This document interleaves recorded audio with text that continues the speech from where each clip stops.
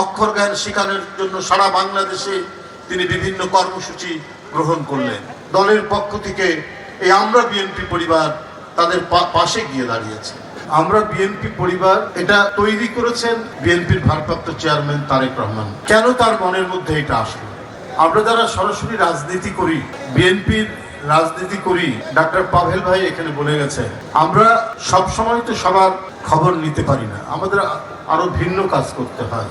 কিন্তু আমাদের দল সমর্থন করে এই রকম মানুষজনদের নিয়ে তিনি এই সংগঠনটি করেছেন, যাতে অন্য কিছু না, এই যে জুলাই আগস্টের মহা আন্দোলন বা ব্যাপক গণ অভ্যুত্থানটি হয়ে গেল, যে এই গণ অভ্যুত্থানে যারা রক্ত ঝরিয়েছেন, যে পরিবারগুলো ক্ষতিগ্রস্ত হয়েছে, যাদের জীবন চলে গেছে, যারা আহত হয়েছেন, তাদের পাশে থাকার জন্য ভারপ্রাপ্ত চেয়ারম্যান বিএনপির পক্ষে একটি সামাজিক সমাজসেবামূলক একটি প্রতিষ্ঠান গড়ে তুলেছেন, তার নাম আমরা বিএনপি পরিবার। হিরন আরও মিনারেল ওয়াটার মাত্র 50 পয়সায় প্রতি লিটার। শুধু তাই নয়, জুলাই আগস্ট নয়, খেলার ক্ষেত্রে কৃতিত্ব অর্জন করেছেন, যারা মেধার চর্চার ক্ষেত্রে কৃতিত্ব অর্জন করেছেন, যারা সমাজে নানা বিষয়ে নানা দিক থেকে কৃতিত্ব অর্জন করেছেন, তাদেরকেও দলের পক্ষ থেকে এই আমরা বিএনপি পরিবার তাদের পাশে গিয়ে দাঁড়িয়েছে।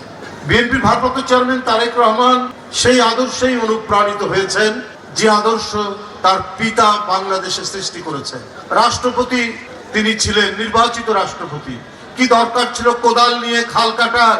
কিন্তু সারা বাংলাদেশে 1600 খাল কেটেছিলেন জিয়াউর রহমান, যাতে শুকনো মৌসুমে ওই খালে পানি থাকে এবং ওই খালের পানি দিয়ে যাতে চাষবাস করা যায়। এটাই জিয়াউর রহমান। অনেক বয়স্ক মানুষ যাদের অক্ষর জ্ঞান ছিল না সেই সময়, আজকে অক্ষর জ্ঞান সম্পন্ন মানুষ বৃদ্ধি পেয়েছে। জিয়াউর রহমান নিরক্ষর মানুষদের অক্ষর দেওয়ার জন্য, অক্ষর জ্ঞান শেখানোর জন্য সারা বাংলাদেশে তিনি বিভিন্ন কর্মসূচি গ্রহণ করলেন।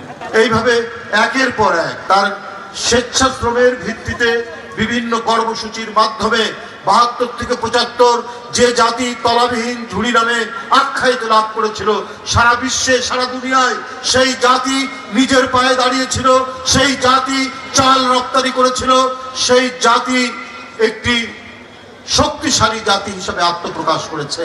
তারই সন্তান হচ্ছে তারেক রহমান।